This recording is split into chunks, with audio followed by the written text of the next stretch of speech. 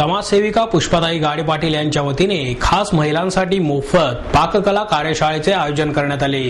पुण्यातील समाजसेविका पुष्पाताई गाडे पाटील या नेहमी तरुणींसाठी त्याचप्रमाणे महिला गृहिणी यांच्यासाठी व्यवसायाभिमुख उपक्रम राबवत असतात। आतापर्यंत त्यांनी अनेक तरुणांना महिलांना असे प्रशिक्षण देऊन स्वतःचा व्यवसाय उभारण्यास बळ दिले आहे।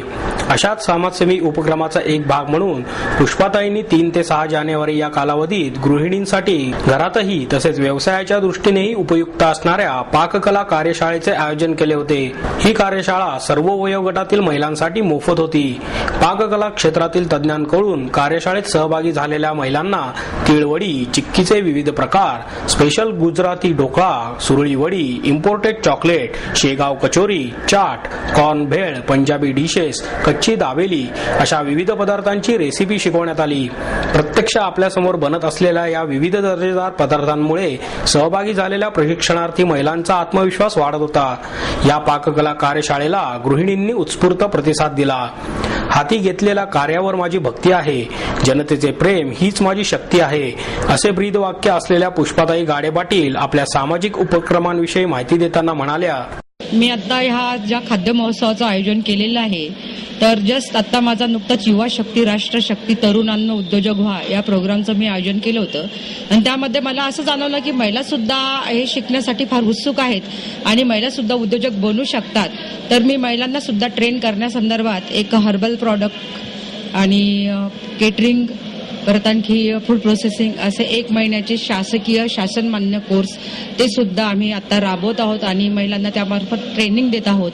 परत त्यासाठी लागणारं जे उद्योजकीय व्यक्तिमत्व असतं ते कसं घडावं, त्यानंतर त्यांच्यासाठी त्यांना काहीतरी फायनान्स उपलब्ध हवा असतो तर तो कुठून मिळवायचा, त्यासाठी जागा, सर्वे आणि अशा काही बऱ्याच गोष्टी असतात की उद्योजक फक्त घडत नाहीत, जन्माला येत नाहीत, तर ते घडवावे लागतात। त्यासाठी आम्ही त्यांना वेगवेगळ्या सत्रामध्ये या सर्व गोष्टीचं मार्गदर्शन करत असतो आणि आज त्यांना वेगवेगळ्या पद्धतीचं जे मी फूड शिकवलेलं आहे त्यातनं बऱ्याच महिलांनी शिकून उद्योग व्यवसायालाही सुरुवात केलेली आहे आणि ऑर्डर्स घ्यायलाही सुरुवात केली आहे। मला तरी वाटतं की नक्कीच ह्या उद्योग हळूहळू करता तर त्या मोठ्या उद्योजका नक्की बनतील।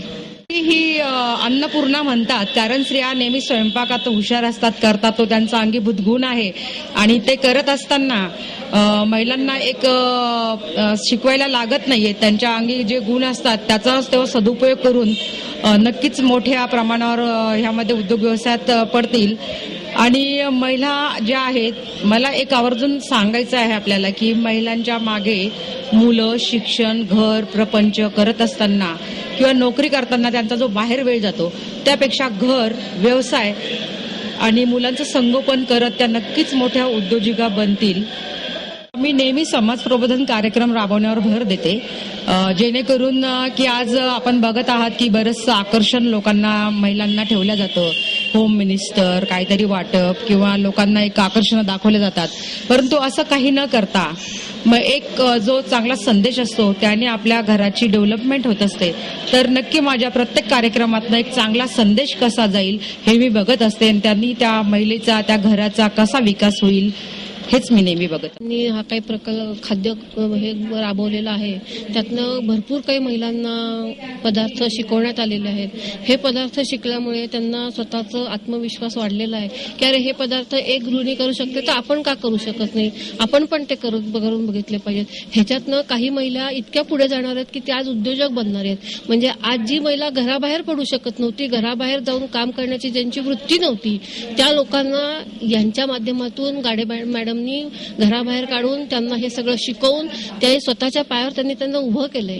आज जे महिलांना काही आपल्या समाजात जे एक मानाचं स्थान देण्यात आलेलं आहे त्यामुळे ते हा जर विकास त्यांचा झाला तर ते अजून उच्च पदावर पोहोचतील, अजून आपला स्वतःचा आहे आणि स्वतःचा विकास झाल्यानंतर आपल्या घराचा विकास होईल। आपल्या घराचा विकास झाल्यानंतर माणूस आपोआप मोठा होत गेला की तो आपल्याबरोबर सगळ्यांना घेऊन जातो। आज एक स्त्री दुसऱ्या स्त्रीला बरोबर जायचं म्हटलं तर काय करते हे आपल्याला माहिती आहे, पण गाडे पाटलांनी असा काही हे केलेला आहे की त्या स्वतः तर आहेतच पण त्यांनी आपल्याबरोबर 100 महिला अशा तयार केलेल्या आहेत की ज्या स्वतःच्या पायावर उभं राहून आपलंही कल्याण करतील, बरोबर आपल्या शेजारच्यांचं कल्याण करतील आणि शेजाऱ्यांचं करता करताच जगाचंही कल्याण करायला त्या मदत करतील आणि त्यामुळे घरात एक प्रकारचा जो काय म्हणतात त्याला, आपल्या घरात जो एक आनंद असतो किंवा आपण सगळ्यांना बरोबर घेऊन जाण्यात जो एक हे असतो, त्यामुळे ते सगळ्यांचं हे होतील. आणि त्यांनी आज ज्या महिलांना उद्योजकता बनवलं आहे ते खरोखरच अभिमानास्पद आहे असं मला वाटतं. प्रत्येक महिलाच्या अंगी कलागुण असतातच, पण ते कोणीतरी काढणार पाहिजे आतून. म्हणजे प्रत्येक महिलाच्या आधी सुप्त गुण, प्रत्येक महिलेच्या अंगात एकतरी सुप्त गुण असतो, पण ते काढण्याचे प्रयत्न पुष्पा गाडे पाटील यांनी केलेले आहेत. आणि चुलीपासून मार्केटपर्यंत महिलांना आणलेलं आहे. बऱ्याच महिला उद्योजक बनल्या आहेत त्यामुळे. आणि हा तर आज आम्ही ठेवलेला आहे प्रोग्राम, पण याहीपेक्षा आम्ही भोंडला आणि उद्योजक महिलांचा सत्कार, गुणवंत विद्यार्थ्यांचा सत्कार, असे बरेच